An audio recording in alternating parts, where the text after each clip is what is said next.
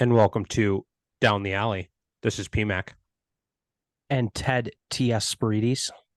And Katie. Dusting off the mics, dusting off the computers here, figuring out how to record Zooms again. It's been a wonderful, seems like a quick break. But now it's September. Fall ball is right around the corner here. And hopefully it'll start cooling down. How are we doing? Good. It feels good to be back. August, the official, unofficial, don't play any lacrosse month has come and gone.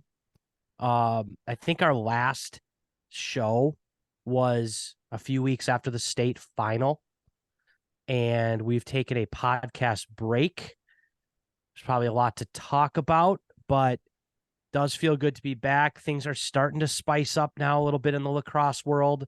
I'm hearing some things. I'm hearing about some commitments. I'm hearing about some tournaments. So it's starting to happen a little bit.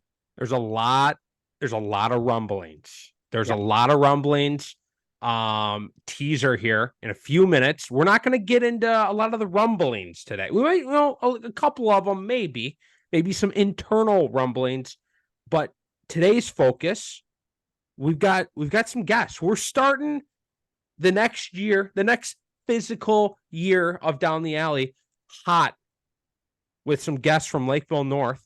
Got a couple of staff members joining us here in a few minutes. Catherine, how's your break been? Gotta unmute myself, dusting off the mute button. Yeah, remember how to podcast? Yeah, I actually have to talk, I guess. I don't just get to sit back and listen. What are you drinking out of? What kind of vessel? Are you drinking out of a prep container? Yeah, so You're such a chef. We went to the Dakota County Fair, and I ordered a lemonade at like one of the vendors, and it came in this like quart container. And I'm like, you know what? This is actually like a solid water cup just to like. Chefs do that. They drink out of their like prep containers. Yeah, so I've just kept it because I don't know, it was like a $32 lemonade. So I was like, well, I'm gonna keep this cup, and and especially down here in my office, it's like concrete floors, so I'm a little nervous if I drop a glass, shatter. And so like this is just a plastic piece of crap thing, and it works great. Awesome. I was just like, what are you drinking, a soup or what? Straight water out of a quart vessel. Yeah. I don't even know what you asked me, but I will say we have turned the light off on lacrosse in the PMAC household and turned the stadium lights on to all things football. I'm not like, I like football. This is my thing. I do sports for my living. I like sports. I don't like watching sports on TV. I don't like it. I think it's boring. I don't even really like watching a hockey game. I'm not the one that's going to sit down on Sunday and watch any sort of NFL football. I like a college game day preview. I like the antics, and then I'm going to go to the grocery store kind of thing when everybody's sitting there watching. I don't really care. But we have been obsessed with quarterback and Hard Knocks. Big month of football Johnny documentaries. Documentary. What was the other one we watched? We've been ripping through quarterback. Gators. Oh yeah, the Gators. So we have watched only football documentaries for about the last 2 weeks, and I love it. It's been fun. It's been fun to highly recommend. I recommend all of those. Yeah, no, it's been fun to, shut off the lacrosse, kind of lenses, and watch those football documentaries. But without further ado, I think it's time to let people out of the waiting room. We've made them wait long enough while they get their technology dialed in as we get ours dusted off as well. And coming out of the waiting room here, we've got a couple of special guests to kick off the new season. And without further ado, from the Lakeville North Panthers, now defending state champions on the boys' side. We got a couple of special guests. One that I kind of know, one that I kind of know, but not really. And starting with the one I kind of know, but not really, Marshall Lang, former Eastview. I ran into him back. I think I was a junior. I might have even played against you. I'm not sure. Maybe we'll talk about it. Maybe not. Served in the Army. Thank you for your service. And was also came back and coached on the Eastview staff before joining the Lakeville North as a hype coach and maybe a little D action. I don't know. And then Coach Kev, who we've gotten to know over the last year or two, Apple Valley guy, played against him. And now I guess he's the real D coordinator. I'm not sure. I don't know if there's a battle between these two guys. I don't know. Without further ado, welcome, fellas. How are we doing this evening? Great. Thank you for having us. Oh, it's our honor to have you guys. Thank you for, taking the time. I think Down the Alley Nation is going to be fired up to, have some Lakeville North representation. No, it feels good to be here. I have a little North brand lax going on here. First time on a podcast, you two, or are you guys vets to the podcast game? This is definitely a first time ever. So pretty nervous. Long time listener, first time caller for me. Yep. Same here. Long time listener as well. Big fan of the show. Gentlemen, welcome. Obviously, first and foremost, congratulations on a state championship. Not easy to do. Unfortunately, Farmington Tigers, you had to end our season. Prior Lake Lakers, you had to end PMAC season. But you guys ran through the best teams at the end of the year and took care of business. And I don't know if you had the blood pressure checked because there were some very crazy games. It seemed like Team of Destiny this year or this past spring. But again, congratulations. It was just a team that was fun to watch. It was tough to play against, but fun to play against. And welcome to the podcast. Appreciate it. Would love to just get, a quick introduction, introduce you guys to, Down the Alley Nation. Obviously you guys are Lakeville North coaches, but, would love to, get you guys introduced each, tell us a little bit about yourselves, a little bit, of each of your guys' lacrosse backgrounds. Awesome. I guess I'll start. So started out playing lacrosse 7th grade in the Egan program before Eastview really had a youth lacrosse program. Was lucky to grow up playing lacrosse with Ryan McNamara, so that made things a little bit easier in life. So started playing under Coach Roach, the great Coach Roach at Eastview in 2009. Was there for all 4 years. Had a great time there. Won a state championship, lost a state championship playing.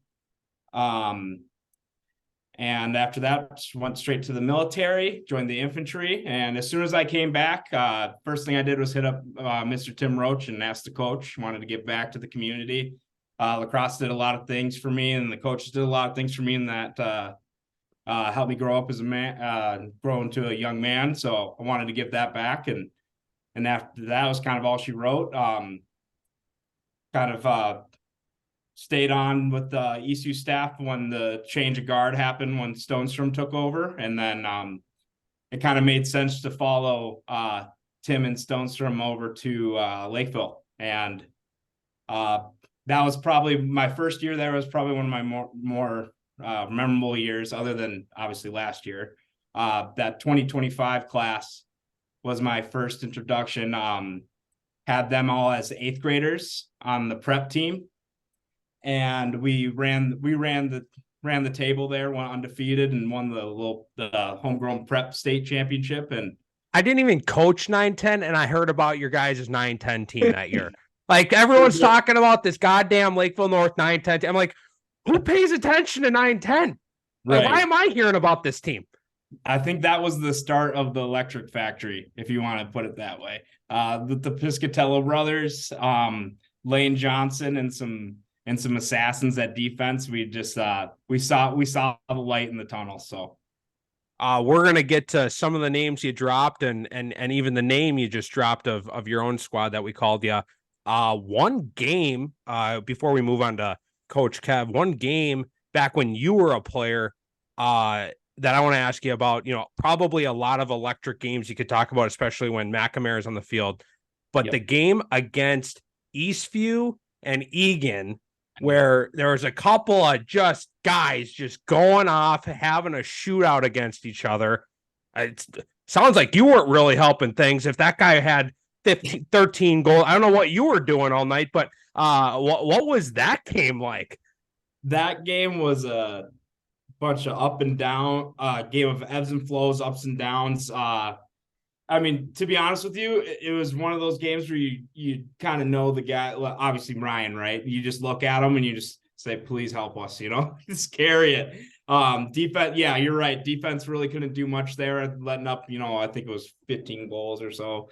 I can't remember how many points Mac ended up having. I think it was 15 or 14, 13 points. I don't know. I don't want to speak on it, but that game, I remember, just when the clock hit 0, grabbing Mr. Chris Granite and just lifting him up in the air, just happy as could be. That was probably one of the most exciting games I've been in, other than the last 2 games we played this previous season. So love it.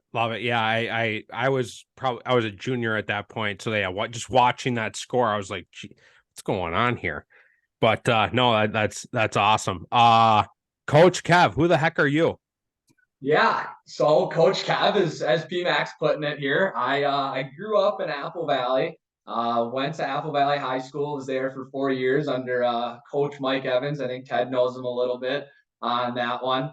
Was lucky enough to go play lacrosse in college at the New Jersey Institute of Technology, the Highlanders. Was out there for 4 years in the great city of Newark, and then came back. Didn't really coach. Played a little bit of men's league. Wasn't kind of the staff had turned over a little bit at Apple Valley, so didn't know a heck of a lot of guys there. I knew my brother, but they were kind of full at everything. Was lucky enough to actually play with Prechuck, the old Lakeville North High School goalie. Played men's league with him, and he actually reached out to Matt Stonestrom, gave him my number, and we kind of texted back and forth, had a couple of calls. And then we just sat down, talked for, gosh, I don't know, probably almost close to 2 hours with each other. And a couple of days later, he calls me up and says, hey, is this, I like talking to you. You seem to know a lot. Let's kind of make this happen. And was lucky enough to join the staff and get to know Marsh and all the guys over here. And obviously had a great first year on the staff. So, NJIT gets a lot of flack. So did you bring the NJIT defense, or did you just say whatever we did at NJIT, we're going to do the opposite? I would say my head coach that I was at with NJIT, I kind of brought a lot of what we learned from there onto the north side of the ball on the D end. Just everything I learned, the little things is what my head coach preached to us. Obviously, if anyone looks up the records that we had while I was there, it's not great, but my head coach preached a lot of the little things that we did, and that's kind of what I put onto the kids here is little things, big picture will come. If everyone does their job the right way, we'll make it happen. No, I love that. NJIT is about the only school I can chirp. Detroit Mercy's getting the second most flack. So no hard feelings there. So bringing it back. So this was your first year on the staff, Kev. Yeah. How long have you been on, Lang? Since the 2020 season. Okay, so you might have a better answer to this. I don't. You were around. I'm gonna bring it back before we kind of go to this season, and then we're gonna kind of look forward. So bringing it back, that 2022 season, you guys were young. You guys got beat up a little bit. Record, probably isn't a normal Lakeville North year. what was the vibe coming into 2023? Did you guys have a chip on your shoulder? Did you guys know, yeah, we're about to be an electric factory? Were you guys like, I don't know how she's going to go? What was kind of the vibe coming in to 2023? Or were you guys like, we just got Coach Kev, we're about to go on a run? Well, I think that plays into it. Obviously, bringing in a monster like Kevin definitely helps. But no, we left a lot on the plate in 2022. Obviously, we were young, but we knew the talent that we had, and we were hungry. And I guess, yes, you could say we had a little bit of a chip on our shoulder and something to prove coming into this season. Had some doubt here and there from the outside parties, and that's fine. That just fueled the fire. I'd remind the kids every day about how the 2025 class is overrated, and that's just kind of the things that we'd like to do. The kids that we have at Lakeville North are just ultimate competitors, and anything you can say to doubt them will you're just putting more wood in there to burn. So, yeah, to answer your question, we did have a little bit of a chip on our shoulder coming into the season, and we were ready to show everyone what we were about. And you mentioned this, and this plays right into my next question. And I could be wrong on this, but Down the Alley was on you guys early and often. We had you high. We were calling you Electric Factory. We're like, the team was young. They were beat up. They got guys. Did the source of Lax Hub really leave you guys off the top 10, or did I misremember that? Were you guys not in the top 10 in the first ranking? We were not in the top 10. We were not in the top 10. No. That is incredible. I'll let you just speak on that, please. What was that in the locker room? What was going on there? I guess I'll take first jab at it. I mean, to be honest with you, I didn't take offense to it in the sense that, we didn't prove that we were deserving to be in the top 10 of the last season. So, if anything, it was just, hey, we're under the radar. Let's show everyone what we're about and just come out with a big bang. So, that's the way I took it. Yeah, I mean, I thought, just looking at it outside of the top 10, obviously being a first-year coach and not knowing a lot about it, I know our head coach Stoney kind of took it as a little bit of a chirp from the state too, and looked at it that way, and definitely fed it into the kids the first couple of weeks. Like, if they don't want to respect us, let's show every other team that what we're about, and if we have to score goals, not let up goals, whatever it is, we're going to prove them wrong and kind of silence the haters, I would say, is the right way to put it, and prove everyone wrong and just keep going out there, play our game, play whatever we know how to play, our best brand of lacrosse. North brand of lacrosse is what we said all year, and just go up and show the state kind of what we're about. I love that. That's free fuel. That's free fuel, free gasoline for the fellas. Ted, did you unmute? Yeah. So kind of going off that, I think, recency bias is a thing in sports, right? Everybody just remembers last week, but they forget what happened 2 weeks ago, right? Well, the 2021 season, like, that was, you were overtime away to the state championship in that year. And, did you win third place that year, or was it fourth? I know you played Stillwater. I can't remember the result. We won third place. Okay. So you got third in state. So a really good team. 2022, you get most of your guys back, riddled by injuries. I don't know how many people knew that if they don't really follow you, but being in conference in section with you, we know a lot about each other. That was my first year at Farmington. It was kind of like guys just started dropping, and it's like, you can overcome some injuries, but when your whole starting lineup is on the sideline, it's going to be tough to win games. And then obviously, like you said, it wasn't, maybe up to your standard of where you finished, where you got to.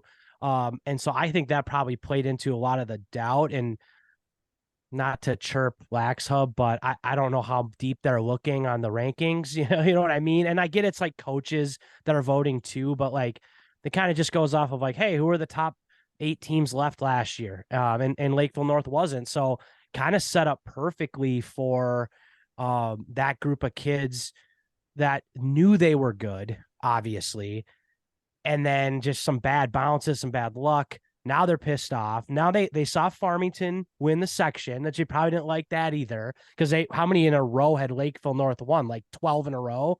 So now it's like, now they're even more pissed off. How many did the city of Lakeville win in a row? I don't think South ever won one, did they? I think it was North the whole time. I thought South had a year or two where they were good. I could be wrong. I could be wrong when like Dempsey and stuff was there. I don't know. Rochester Mayo won it in like 2012 and then, or 2011 or something. And then it was Lakeville North for like 8 years straight. So yeah, it all kind of set up to the perfect storm. Plus then you get disrespected in the first poll.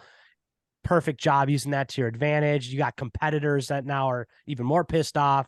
And that kind of, as someone who played against Lakeville North and watched a lot of tape, it kind of felt like it was this perfect blend of really pissed off kids, but also like really loose, having a great time because they like were so skilled and they knew they were good. And it was this perfect mix of like chip on the shoulder, but also like, hey, we're good. We're having a great time out here.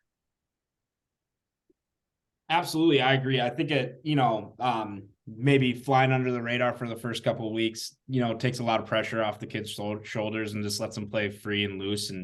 But at the same time, they can have that pissed off mentality about, they want to prove the state what they're about. So definitely helped out starting out. We had a bunch of new starters coming into this year, especially on the defensive side. So the offense definitely, there's times that the offense maybe carried us in the first half of the season, but the defense stepped up in the latter half of the season. And I think between Kev and I, that was what we were most proud of. And we're really excited for what we have in the shoot as well for on the defensive side of the ball. Yeah, I remember, gosh, I want to say it was like, I forget, but it was a story on MN Laxov though, too. It was once we started winning a couple of games, it was all about the offense, and defense is the worst part of the game. And we have no goalie, no long poles. It's no LSMs. Whatever it is on the defensive side of the ball is just getting kind of pushed down the chute on our end. And it was just like, all right, like we kind of like Lang has said, like Marsha said, we just let that fuel the kids. And we're like, everyone's disrespecting you guys. Our offense can, we know they can put up 15, 18 goals, but can we let up less than 10, less than 8, less than 7? And we kind of held them to a high standard every practice, every game of getting them out there. And it's like, all right, and made sure they took accountability. If they're, it's not, if your guy scores, everyone knows it's on you, but it's not just on that one guy. There's 5, 6 other guys on the defensive end of the ball that have to take responsibility as well, whether it's, misslide, miscommunication, whatever it is. It's kind of teaching a team brand of defense and kind of letting them, like Marsh said, it's coming up the later half of the year and just kind of coming together as a whole unit. Yeah, before we kind of dive into the season, would love to hear, you guys are on the defensive side of the ball. Who else is on the staff? Who's running this electric factory offense? Who's drawing up this, this stuff? Yeah, so our head coach and offensive coordinator is Matt Stonestrom. I had the pleasure of to meet Mr. Stonestrom back in 2012, my senior year. He came over to Eastview from Rosemont, and I think the first thing I said to him was, "You're not going to bring that Rosemont offense over here, are you?" And he reminds me that all the time. That was my first interaction with him when I was a senior in high school, and he was, around my age that I am now. So, but yeah, so he's the leader of the offense. He's the one who's driving up all these plays, coaching up all these offensive guys and reining them in. And then we also can't leave him out. Mr. Jared Flooding, he's our face-off coach.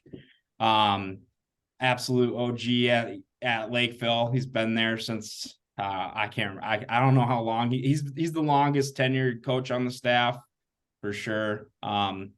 Also was a Lakeville grad. He's up on the walls there from the early 90s, maybe late 80s. I don't know. I don't want to age him, but but yeah, that's our staff. And then we also had the the opportunity to have Coach Dunbar, who was a staple in Minnesota lacrosse. He was a rave coach back in the day. I'm sure there's a bunch of people that probably listen to this podcast that have been coached by him.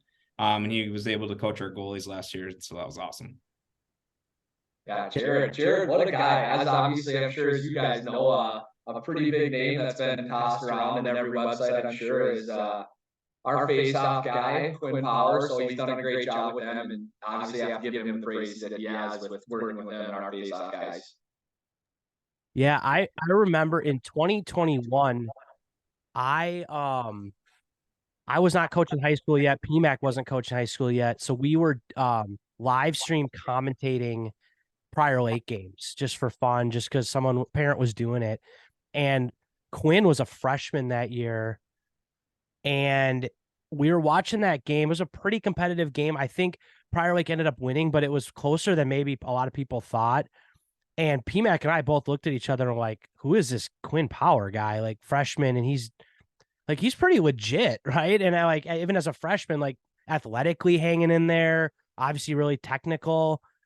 And yeah, I mean, even as a freshman, we saw that he had a lot of potential, and then had just been I mean, I don't say carries the team, but he is just such a spark for that for your group. And for the little that I know him, it seems like he's a really big leader too. He nobody works as hard as him, or he just sets an example. He's not one of those guys that just shows up and is good, but he's putting in the work too. Is that true? Yeah, I think there's if you could choose one kid on the team that probably could outwork anybody at any given time in any practice, just with his effort and the attitude he brings every practice, it is Quinn Power. He's the ultimate leader. He leads by example. He leads with his voice, and he can back it up too with his play 100%. And obviously, when you have a great offense and you can win 75% plus face-offs a game, it really takes the pressure off of us on the backside of the play. So as defensive coaches, we're a big fan of Quinn. So yeah, I think the greatest story I have about Quinn is we were over at his house for a carb dinner. His mom was making food for us and everything, and we were talking to her, and she was telling us about how it's every night after practice he goes up into his room and just practices face-offs, whether it's like a YouTube whistle or just working on his craft or whatever it is. It's lacrosse all the time for him. It's never ending. So he's the Tim Tebow of Lakeville North Lacrosse. That's a great way of putting it. I would say he's in the lab all the time, never ending with that guy. Love it. So diving into the season, just looking at your guys' results, looking at the game scores, you guys came out with the chip. You guys had gasoline on the fire. Beating Tonka in April is hard. And then going from there, you just guys went on a rip until about the middle of the season. Floodgates were open. What was the vibe after that Tonka win? Kind of just going through April. I think it was this affirmation that that these kids can compete, and that the kids that maybe weren't on the varsity roster last year that were first time starters, that we can hang, and we can not only hang, but we can dominate these games if we want to. It was really exciting. It was a trial experience for the coaches too. It was the first time Kevin and I coached a game together. And it was interesting, kind of figuring that out, not stepping on each other's toes. And there was never really an instance of that in the first place, but so that was new as well. And, it was just exciting. Yeah, I mean, obviously they were a top 10 team to start, and we obviously scouted them pretty hard. And like Marsh said, we worked together on the back end of things to try and stop a couple of their guys who had high praise going into the season. And it was just kind of let them go out there and play and figure it out to start, and then we should see where we can go from there. Yeah. Go ahead. Just looking at the games here, obviously played 19 games, only held to single digits one time in 19 games. And that was the 6-15 loss to Shakopee, which was your first loss of the season, middle of May. And then, yeah. Oh no, you did. It was single digits against Shakopee, I guess, in the and I didn't look at all the state tournament ones, but only a couple single digits offensively, most of the time in double digits, even against really good, powerhouse programs. So that offense definitely was doing it against everybody, not just, not just like the weaker teams. And, I guess tip of the cap to Shakopee for holding you to single digits both games you played. It's really interesting. Just like the margin, like you guys just took over games, like in the margin, like and against, again, good teams. Like, is that something as a coaching staff where was there a moment, like, how do I explain this? Was there times where you just kind of had to sit back and just say, like, I'm going to let him be aggressive and like, we know we can just let him go? Or was that by design, or maybe you don't want to say, I don't know, but, like how did you play that out? Cause obviously with young lacrosse players, sometimes playing really fast and aggressive can backfire on you too. Right. I think, I think Stoney had a healthy mix of letting them play free, but at the same time, still playing within a structured offense. There is some times where, Mr. Quinn Powers would, go ride or die to the cage, and you're just, freaking out because everything in your coach's mind is telling you not to do that. But then you realize that you have a man child that's just going to run through everybody and bury some goals sometimes, and you can't really tell them anything different. So, but yeah, so I think Stoney did a good job of that.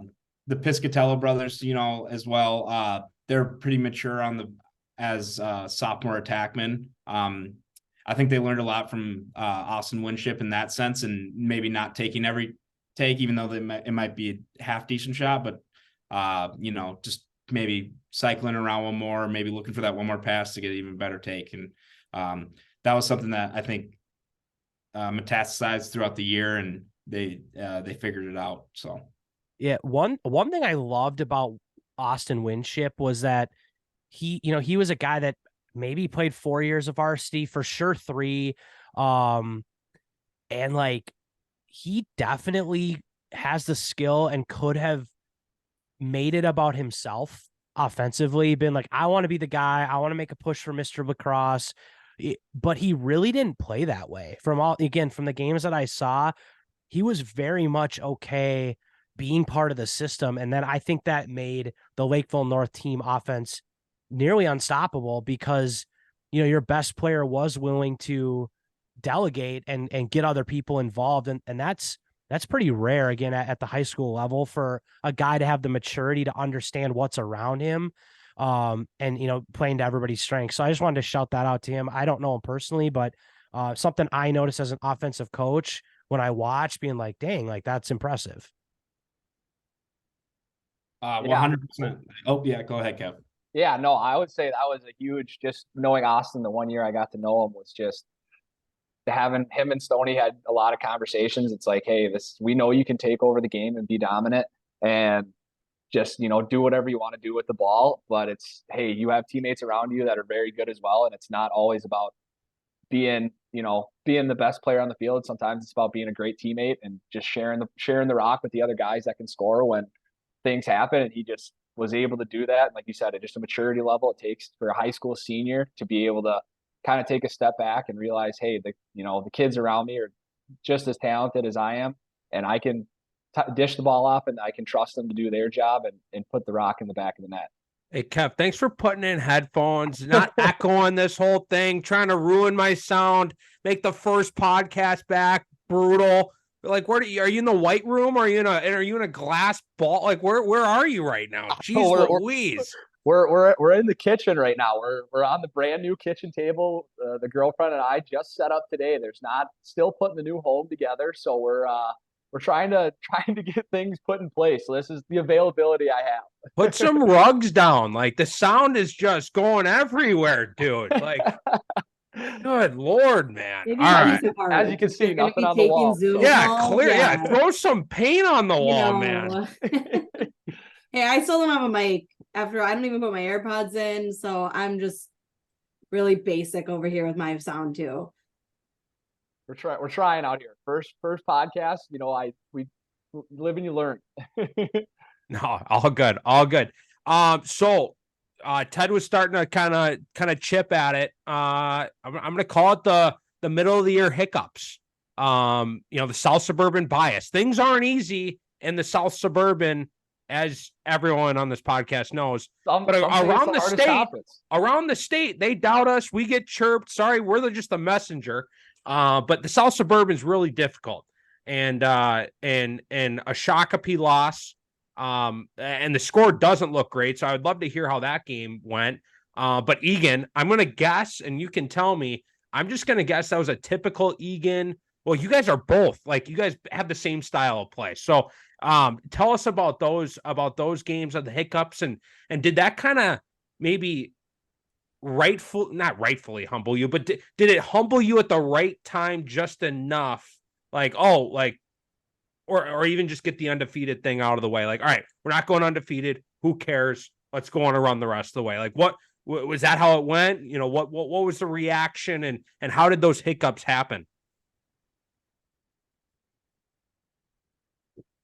Yeah, I would say Shakopee. That was a tough one. Obviously, I would say the score kind of speaks for itself on how we played on both ends of the ball. Obviously, big leader that we had, not on the field that day, kind of is a big hype train for us, for the guys on the field, and is, I would say, kind of the speaks for the guys. Was Leo Piscatello. He was injured that game, so tough not to have him on the field. And it just, some guys had to step up, and we had to step up on the defensive end. We knew, obviously, missing him, being a big body Dodger is tough, and having a pull on guys that aren't typically used to having pulls on them was a little bit of a different experience, a little bit of a learning curve on that. But I would say it definitely humbled us the way the score talks. But we made sure to let the kids know it's not the end of the year. It's one game, like you said. Everyone wants to go undefeated. Everyone wants to have the big records and everything. But get it out of the way early and do that is nice to.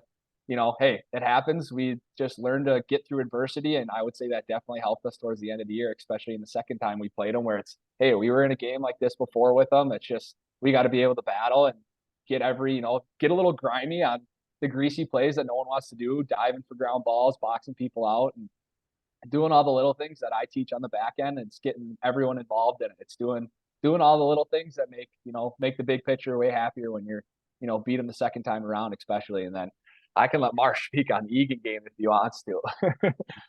And just to touch on the Shakopee game, I think it was a real big wake up for us as a defense and as a team as a whole, realizing, if Quinn doesn't win, 75% of the faceoffs, because their faceoff guy did a good job mucking it up and making it more a 50-50 ball game in that sense. And if our offense doesn't put up 15 points, that we need to show up and we need to step up. And I think that was kind of a turning point for the defense. And Kevin and I had we had some dark practices the next week, and we got the boys rallied and ready to go for the rest of the season. But on to the Egan game. That was a tough one. Egan's a hard team to play, no matter what their record is, where they're at, what kind of talent they have. They're gonna, if you let them stay in the game, they'll find a way to make it interesting. And not to say that we just let them stay in the game. They earned that for sure. And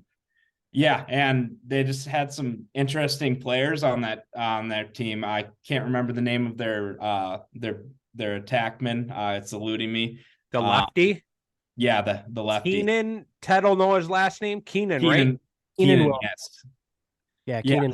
That's just a tough matchup. There's not many D linemen that play attackmen and that are left-handed as well. And they also had some really talented midfielders, as they seem to always do, as well. And I think it was a moment of, typical. It's hard at that point in the season. You're trying to tell your kids not to look at the records of both teams and who have they beaten, who have they lost to, and play everybody equally. And, it's just a learning experience. And luckily the kids took on to the learning experience and it worked out in the end. But it was a tough loss. And then you just went on an absolute run. That Edina score is wild. I don't know if you have anything to say on that. How was that Wednesday practice between that Edina and Egan game? What did you guys feed them? Yeah, the carb dinner was definitely a full meal to say the least to get those boys rolling on that one. I know Stoney and Coach Andy over at Edina know each other pretty well, so that was fun little conversation pre-game on that one. We'll let them have their fun knowing each other and being friends, but it was just a blast to be able to go out there and let those kids they just went out and balled. That's the easiest thing. It was I would say on my end at least, it wasn't a lot of coaching to be done. It's just kind of letting the old guys go out there, have fun. And it didn't seem like anything could not hit the net and score. I know Stoney preaches it. It's like see cage or see net, just get angry. Just shoot it as hard as you can. And it was just, I mean, 19 goals, 20 goals is it's pretty tough to have a lot to say on the defensive end when you score that many goals. When the table's hot, don't get up. Ted, any tire pumps for that section final game? I know that was a battle. I know we talked about that game after on the pod and whatever, but you ran through your section and had a tight one against Farmington. Yeah. I'll let them speak on it. It was I've been telling people that have brought up that game that was the most fun game I've ever been a part of that I didn't win. I just kind of was like, hey, just there was and again, it's just a testament to Lakeville and what the type of team that they had, that we got off to about as good of a start as you could have gotten off as an underdog, as a going against Lakeville. We had maybe a 3-goal lead or 2-goal lead or something. It just was like the perfect start, but they have the talent to make the play when the play needs to be made. And I'll actually say it. I think there was a moment in that game. I don't know if this came up on film or not. It was close. It was late in the game and you were down by a goal or it was tied, and you're on offense, you're working it around. Somebody threw a bad pass to Nathan Long, and our LSM or may might have been one of our D poles, and we had some brutes back there, right? We had some just angry humans, and Nathan's not the biggest guy, right? They're running, they're 50-50 for a ground ball, and he goes down with 2 hands to scoop it, and he takes the hardest check on his hands, and he soaks the check, he controls the ground ball, he pushes it back, and I think it kind of turned into like a 6v5 type situation, and made a couple passes, got it to one of the twins, and of course it was in, because if they're anywhere near the goal with the ball in their stick, it's going in. And it completely flipped any of the momentum. I honestly think if we would have got that GB and gone back on offense the way we were playing, we may have won that game. So it doesn't show up really on the score sheet. But it was just one of those gritty plays on a team that was known for being fancy, known for being flashy. A gritty play was what I thought won the game for you guys. Yeah. You go ahead, Marsh. Go ahead, Kev.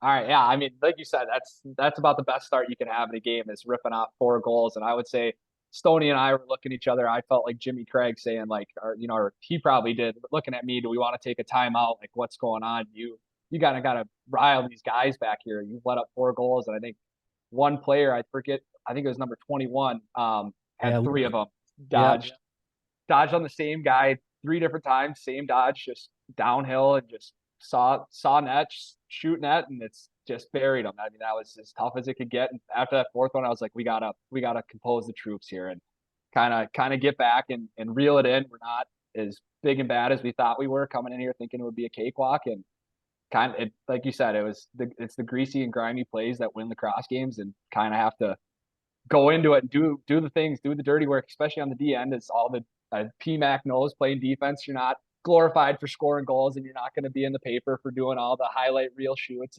or shots. You got to go and do the dirty work, run to the end line, box someone out, step in front of a shot, make, just let the goalie see the ball where he can stop it. And that's kind of what I told them, hyped them up a little, or I would say I calmed them down a little bit and just told them we got to take a deep breath and switched a couple of matchups. Obviously 21 was wheeling and dealing at that point of just scoring and kind of burning our D mids, but made a couple of switches here, and yeah, made it a battle throughout the rest of the game. going on, after that, you have, it doesn't slow down, it doesn't stop, and it doesn't get any easier. You look at that Cretan matchup, you're like, oh, all right, cool. Were you guys the 1 seed? Two? No, you're probably the 2 seed. Yep, You're the 2 seed, so you get a random. You're like, all right, sweet. We got some little private school, whatever, not a big deal.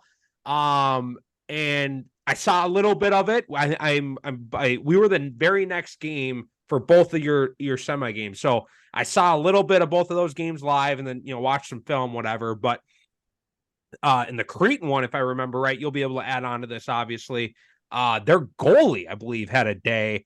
Obviously expand, but their goalie just went off 7-5. That doesn't look like a Lakeville North, type game.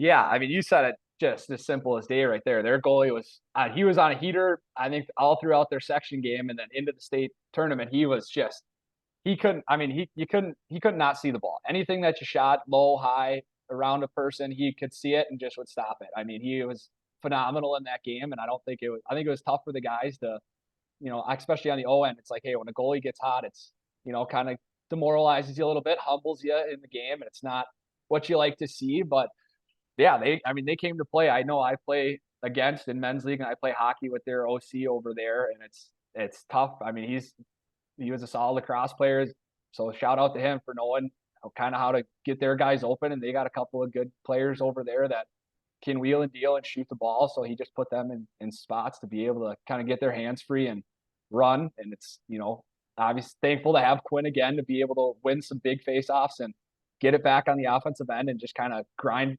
At that point, it just turned into grinding him down. And then he got hurt. I think it was in the third quarter, I want to say, just after halftime. He made a big save, stepped out of the crease, and we started to run it up the field, and our attackmen just rolled their heart out. So they knew this was Austin Winship, and he feeds into the Twins. We don't get this ball back, and we don't do these little things. We might not win this game. So they rode him hard, and I think he had to step out after the third quarter. And after that, is backup goalie coming into the fourth. It's not an easy situation for him. So buried a couple of quick ones and kind of rode off onto that game. Interested to see, what the vibe out of that game is going into Shakopee. You mentioned face-off, an absolute face-off battle. That was, again, I didn't see the whole thing, but live, I was like, this is a face-off battle. You got two just units going at it, at the face-off X.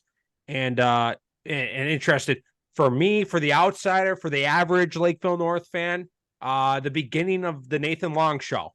So that Shakopee game, what was it like going into it? Just scathing by that first one, and again, doesn't get any easier, obviously. Yeah, I think that game had a lot of weight to it, not only with the implications of getting to the state tournament or to the state championship game, but we also had some unfinished business. Obviously, they ran the table on us in the regular season and swiped us out good, and we wanted to give them some payback. And then even in the previous years, they put the beat down on us. So we were ready to return the favor. And I think the biggest difference that game, and I think Kevin will agree, was the defensive play.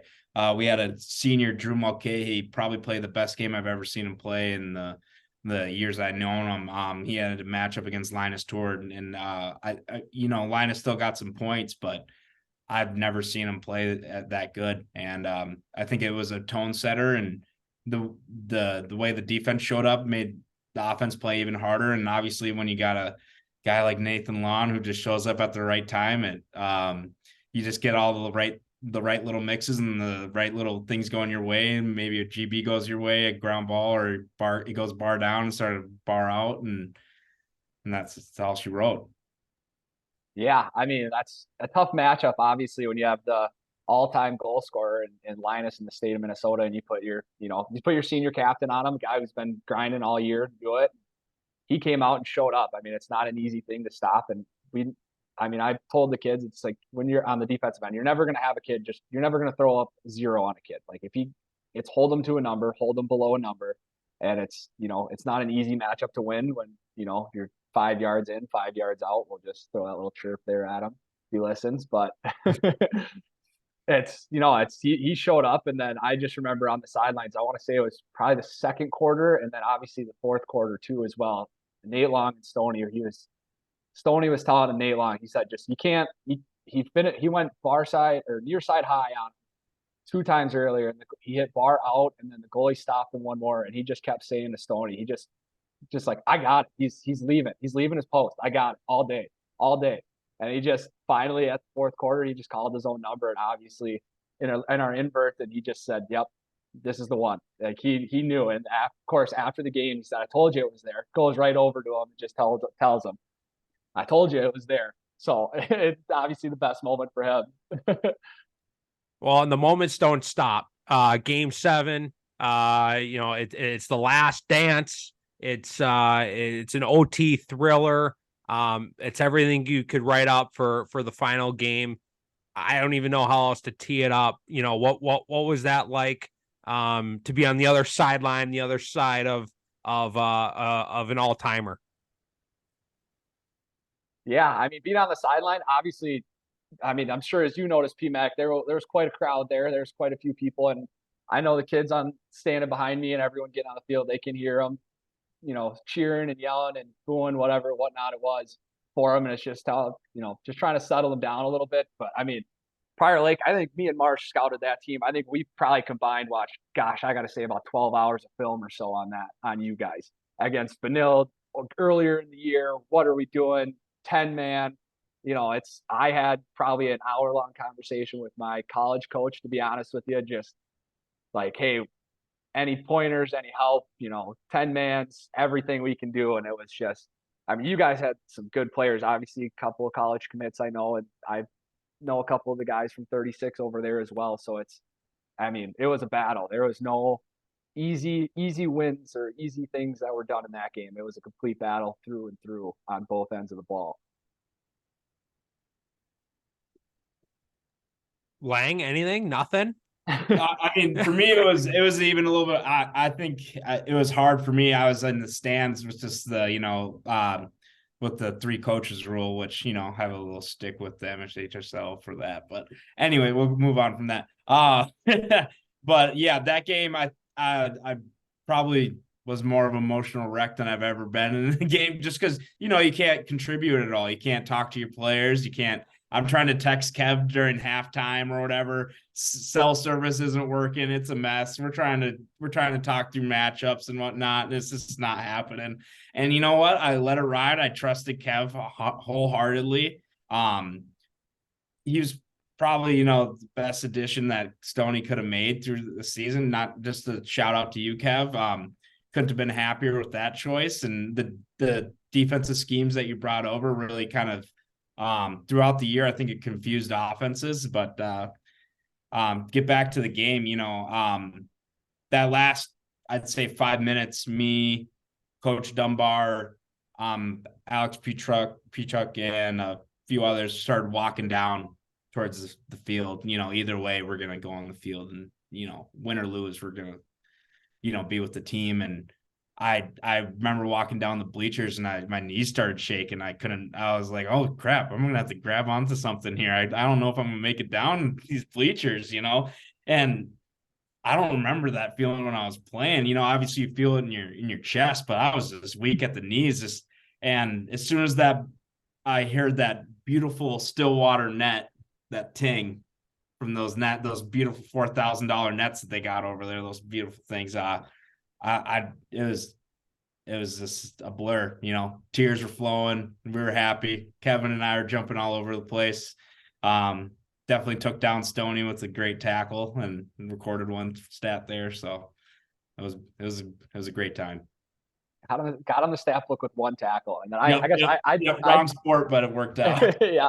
I do have to give one shout out though to our LSM who did miss the first game. I forgot to mention that against Cretin-Durham Hall.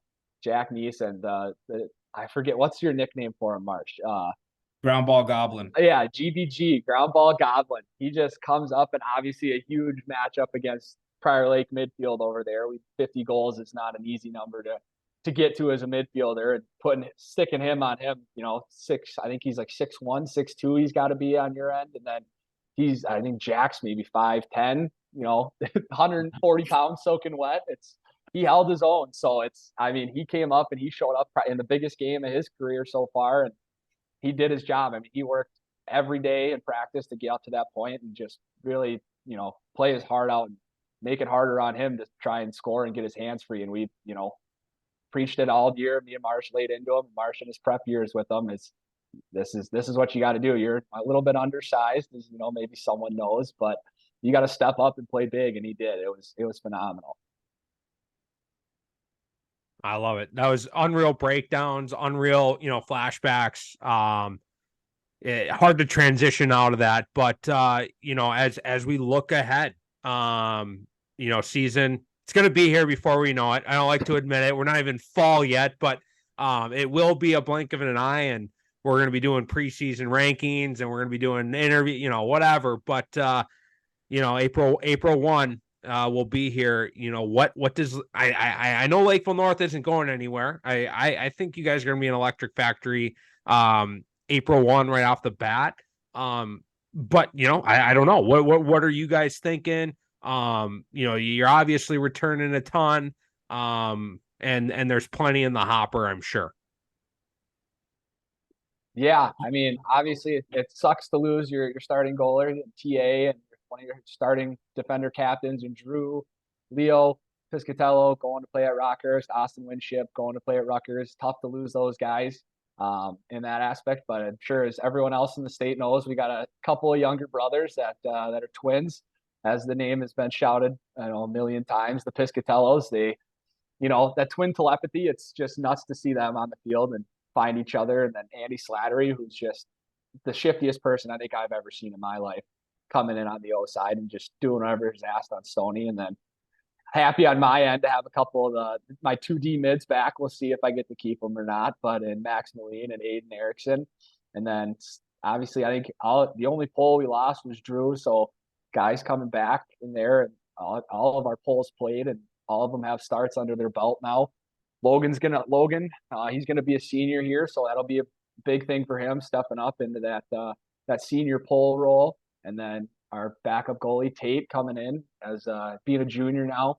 A lot of guys coming back. A lot of things to work on still. Obviously, it's a great time of the year, but April 1 comes around quick. It's getting to know them and just retooling and refueling is the best way to put it for me. Yeah, looking at the list here, and just knowing some of these kids, you get 3 of your top 4 goal scorers back. So you lose Austin Winship, but you get Blake and Carson, 98, 92 points. You get Lane Johnson, 59 points, the most underrated player in the state. The Big Easy, I call him. He never looks like he's running at full speed, and then he's just like 3 steps past you, gets position and scores. And he does it 3 times in a row. So shout out to him.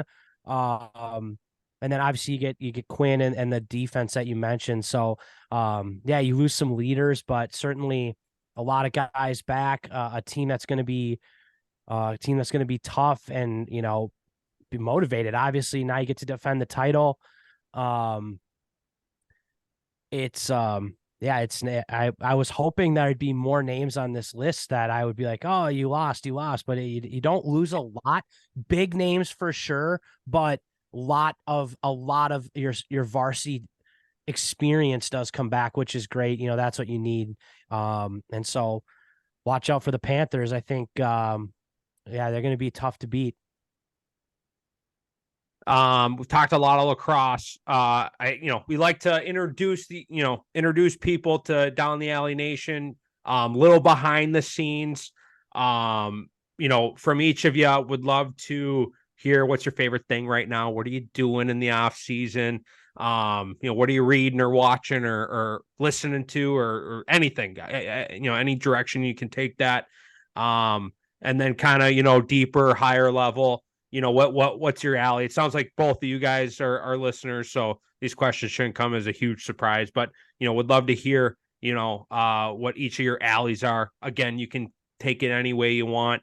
A passion or something, could be this, today, this week, this year, maybe it's a lifelong thing that you're headed towards. But yeah, would love to hear that from both of you to kind of wrap this up.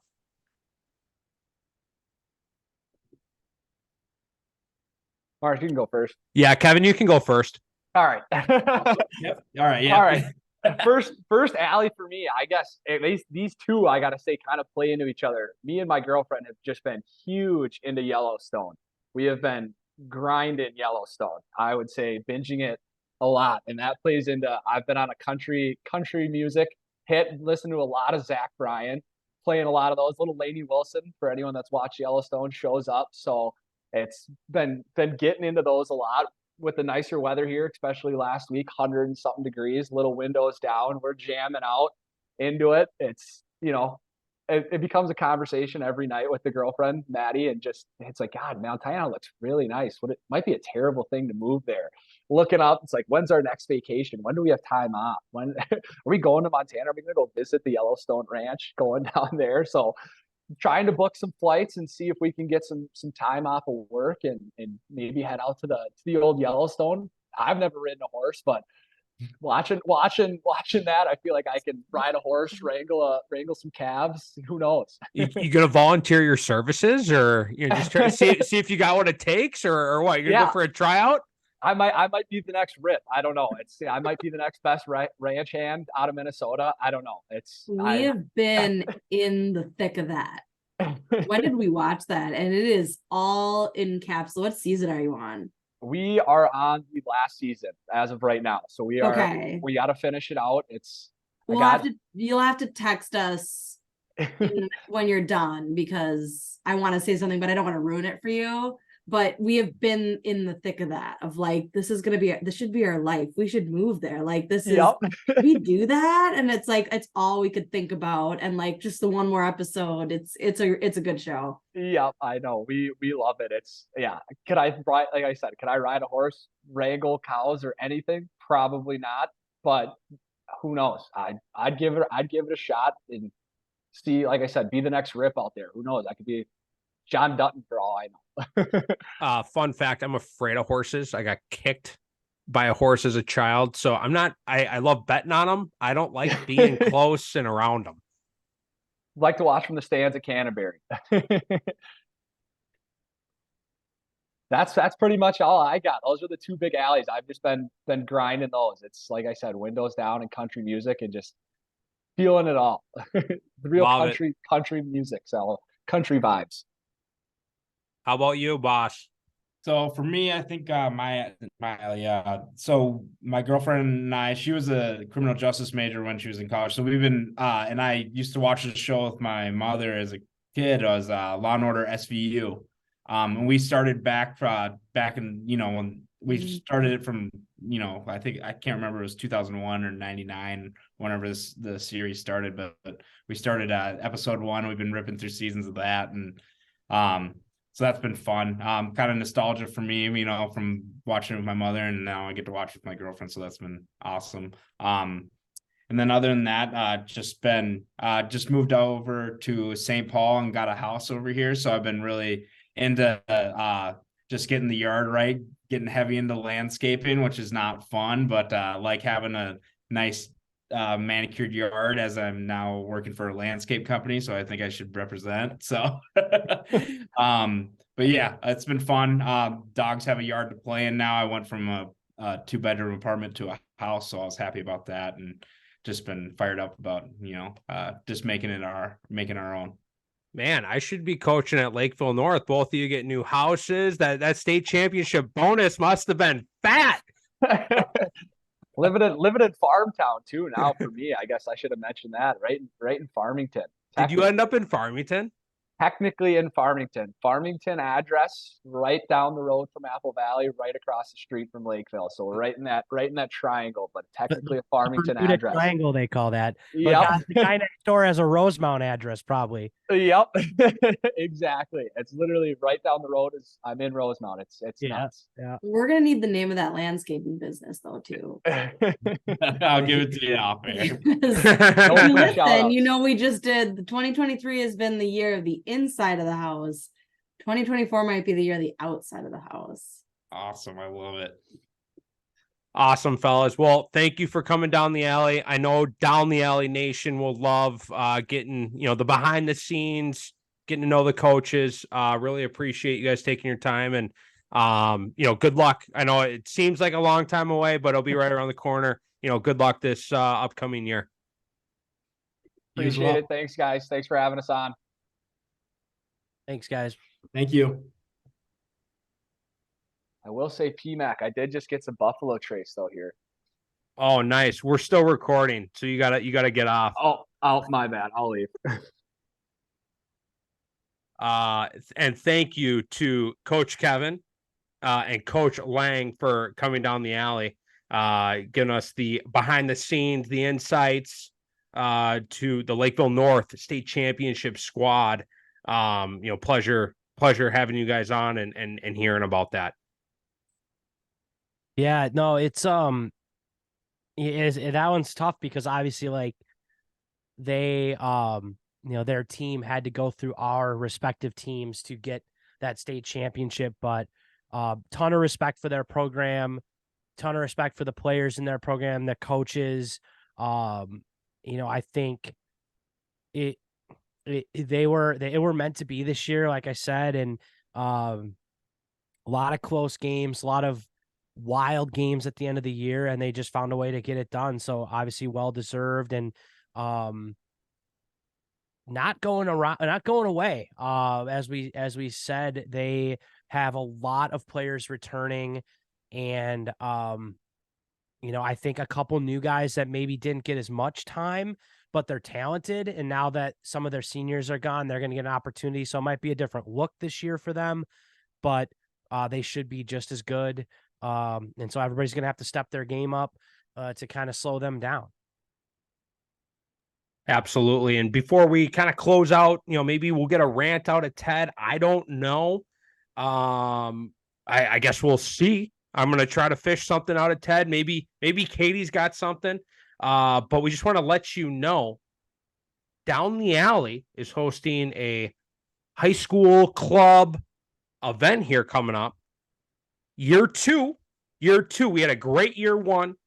We were giving out wagons. We had a great old time.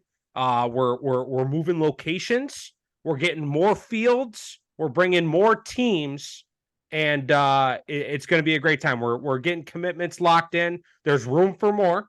Last year we had Cato. Is Cato going to come back down? I don't know. But Ted, October.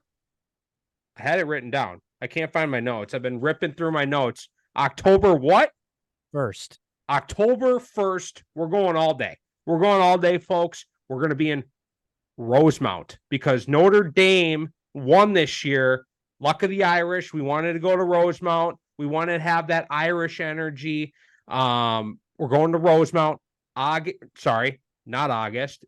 We're getting past August. October 1st, Rosemount. We're going all day. High school ages, high school groups. Would love to get your club on board. If there's a group, we've had cities involved. So if your group from a high school wants to come on down, love to have you. Ted, what else do you have to add on that? Oh, and we're adding girls this year. Do not forget. I knew I was missing boys and girls high school. What else did I miss? Well, I think you did a good job. We're excited to add girls. Last year, schedules didn't really line up and we couldn't do the girls. But it was literally the number one thing on our list for 2023. The 23-24 year was adding girls to DTA. I would say some of our most engaged and loyal listeners of Down the Alley are parents and coaches and players from girls programs. So we're excited about that. Full field, Katie, full field tournament. So that's cool. I think a lot of the tournaments for the girls here in Minnesota in the fall seem to be smaller sided tournaments, 7v7, 5v5, that kind of thing, which is great. I'm all for different formats, but we're really hoping to have this be a full field, like 11. Is it 11 or 12, Katie? 11? 11 on 11. Yeah.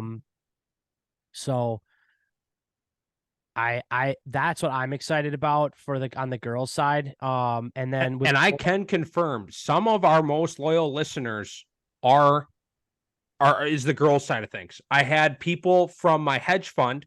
They went through an SEC filing. Things got weird there last season. They still tracked me down at the U State tournament. They tracked me down. They found me. They said, we have hats. We've got apparel for sale over there. I believe one of them was like a mom or a parent. And then the other one was one of the coaches. I was like, why are you telling me this? And then I saw them the next day and they're like, well, we're on the staff. I was like, well, nice to meet you. So, my hedge fund, there's still life. There's still life in the hedge fund.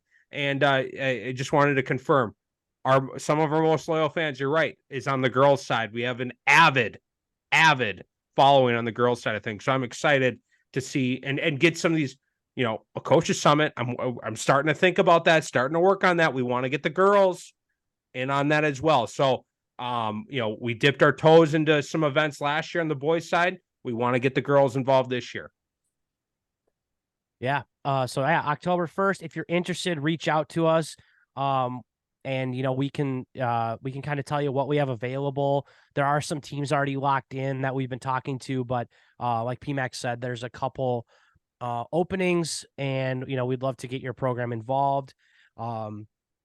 And yeah, I don't have any rants, honestly. I'm sure I will soon once things kick up here, but it's nice to hear and see kind of lacrosse starting to kick up again. Like I said at the beginning, there's just stuff starting to be on the calendar, and it just feels like we're getting back at it. And like the break was nice, and I think it's great for everybody to put their stick down for a month and just like kind of get back to wanting to be at lacrosse, and so you don't get burned out. But I know for me personally, like not being on the field a couple times a week kind of makes me like a lost soul a little bit. I'm kind of like, I didn't know what day it was. Like I told my wife, I'm like, man, it's like a really nice day for a Friday. And she's like, it's Wednesday. And so I didn't even know what day it was. And so my coaching and being on the field certainly like structures my life and kind of gets me back into feeling like things are normal again. So I'm excited to get back in the swing of things here. Yeah, I really don't have any rants either. There's some, and again, I'm happy to start. I'm starting to get the itch again. I needed a break. I'll be honest. I needed the break. It was an awesome year. It was a busy year. It was a crazy year. We were trying events. We were trying coaches summits. I feel like the pedal was down to the metal. So August, I really just shut it down. But I'm starting to get that itch coming out of Labor Day. I'm gonna be fired up again. And ready to go. I was going to say something and I lost my train of thought. I lost my train of thought, but a little teaser for next week. It sounds like we have confirmation of locking in the Benilde St. Margaret's girls coaching staff to be ready to give us their breakdown, and we can congratulate them on their state championship. I love that you called them out. So now they can't back out. They're on the schedule. They're locked in. They're in. So, because here's what would have happened before we shut it down is if I didn't say that, and then they didn't come on, a lot of people would be like, "Oh, you're only going to talk to the boys, and you didn't even want to talk to the girl." That's like what would happen. Yeah, and totally. And so, like, no, we wanted both. I think we actually talked about talking to Benilde first. Yeah, and either if I remember it correctly. Yeah, we have them both on the schedule. We were gonna do this, try to get like the state championship teams on to start the new year. Maybe it was like 2 years ago, and the schedules didn't line up. It didn't work. Now people want to come on. People are interested. Oh yeah, I feel like we have like, I don't know, a little bit of a following. So maybe now it's like more of an interesting opportunity. But no, I think you win the state championship in Minnesota. the least we can do is give you the floor for an hour to talk about your team. It's a huge accomplishment. So look for that next episode. I'm excited to talk to them. I don't know them super well, except for my childhood friend Mitch, who was on the staff. So I know him, but I don't know the other two coaches at all. So really excited to talk to them because they, like Lakeville, had a wild year, just a wild run at the end of the year where kind of unexpected. And, I'm sure we'll get into it. So I'm excited for that conversation. And I do remember what I was going to say. There's some under the radar. There's some rumors going around. There's some thing, again, that's part of the itch. There's some movements in the lacrosse community that I think is going to drive some good guests. I'm hoping. I'm not going to give any leaks yet, but I'm going to try to get, I'm going to use the rumors and the movements to hopefully down the alley's advantage, get some good guests on this off season as we, head into 2024. Yep. And preseason there we'll be ripping through sections again, unless we change that up. I don't know. Katie, any rants? Any things? Nothing? That was a good interview. It's a good interview. Good. I don't really know anything about them. And they're like the most I got to know Lakeville North boys team was in that state tournament game. So it was nice to know a little bit background. I don't hate them as much, I guess, anymore. I don't hate them. They're good guys. They're good people. It was a really good game. It was a great game. It was one for the Bucks. It was one for the Bucks. Get a little bit more insight in their season. Yeah. Awesome. Well, thanks for tuning in. It's good to be back. I'm sure we're a little rusty. We're definitely dusty. I do have something to say. The last season of Yellowstone is so much worse than the other seasons. So if Kevin ends up listening to this, that's what I didn't want to say. But if you watched Yellowstone and you don't agree with me, you're wrong. It got so bad towards the end. I don't even think we finished that last season because it got so bad. Kevin, it's good. Watch it. Well, I mean, you got to watch it. You got to see what happens. But the first 3 seasons are I know what he's talking about. It's just absolutely life-changing. And then it just got so bad. It happens. And on that, thanks for tuning in. We'll be back in a week or two. Do we want to go every week, or in this early off season fall ball, should we go every other week? Probably every other week. We don't have that much to talk about. There might not be that much to talk about. Back when we're back. We'll be back when we're back. We'll be on a regular cadence. And then it pops up on your phone. Yeah, there you go. Thanks for tuning in. We'll be back with great guests, and we'll be back soon. Adios.